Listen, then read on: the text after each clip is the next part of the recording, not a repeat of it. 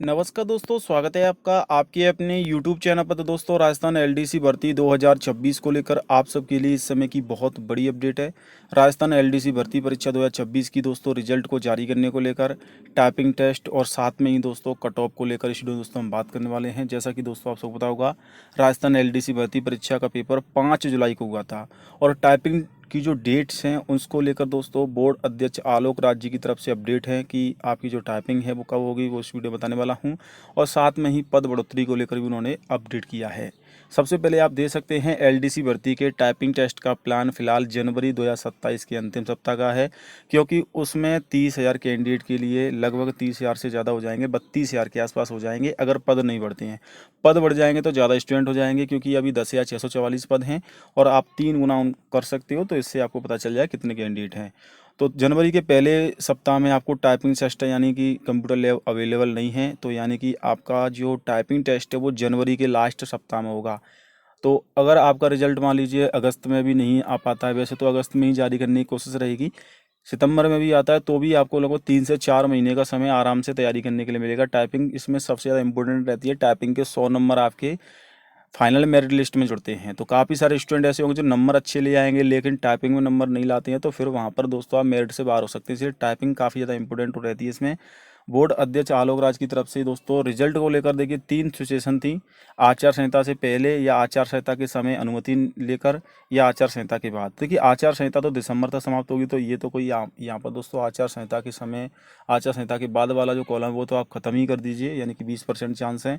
आचार संहिता में अनुमति लेकर निकालेंगे तो इसके ही चांस ज़्यादा हैं 60%, और 20% चांस है कि आचार संहिता से पहले आएगा। तो आचार संहिता तो दोस्तों आपकी 19 अगस्त से लागू हो रही है, यानी कि आचार संहिता से पहले भी नहीं आएगा, आचार संहिता के बाद भी नहीं आएगा। रिजल्ट आपका आचार संहिता के समय ही आएगा, लेकिन थोड़ा सा डिले हो जाएगा रिजल्ट, क्योंकि आचार संहिता के समय जो अनुमति है वो ली जाती है, उसमें समय लगता है, तो आपका रिजल्ट थोड़ा डिले हो सकता है। हालांकि टाइपिंग टेस्ट के लिए आपको लंबा इंतजार करना पड़ेगा, क्योंकि 3 से 4 महीने बाद टाइपिंग टेस्ट होगा। चुनाव है, पंचायत और नगर निकाय चुनाव हैं, इसकी वजह से थोड़ा सा समय लगेगा, लेकिन जल्द ही पूरा प्रोसेस कर लिया जाएगा दोस्तों।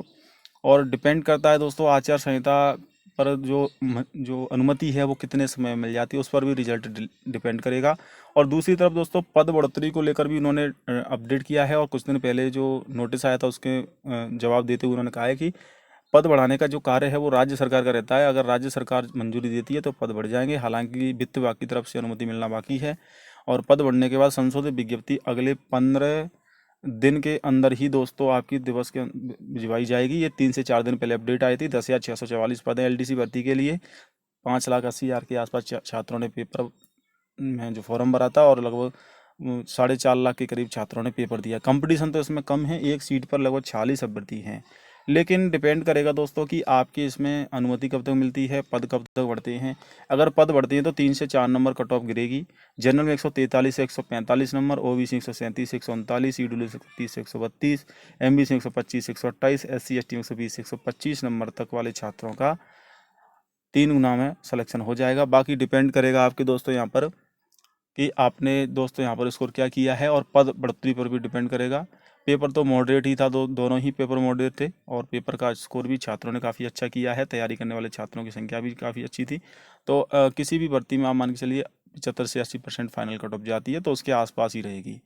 बाकी पद बढ़ने के बाद थोड़ा सा जो कट ऑफ है उसमें भी गिरावट हो जाएगी, और सेफ स्कोर में भी।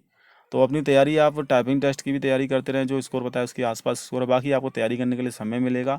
100 नंबर की टाइपिंग होगी जो सबसे ज़्यादा इंपॉर्टेंट रहेगी इसमें। 200 नंबर का तो पेपर है और 100 नंबर की टाइपिंग है, तो टाइपिंग पर भी ध्यान दें। बाकी अधिक जानकारी के लिए चैनल को सब्सक्राइब कर लेना। जय हिंद, वंदे मातरम।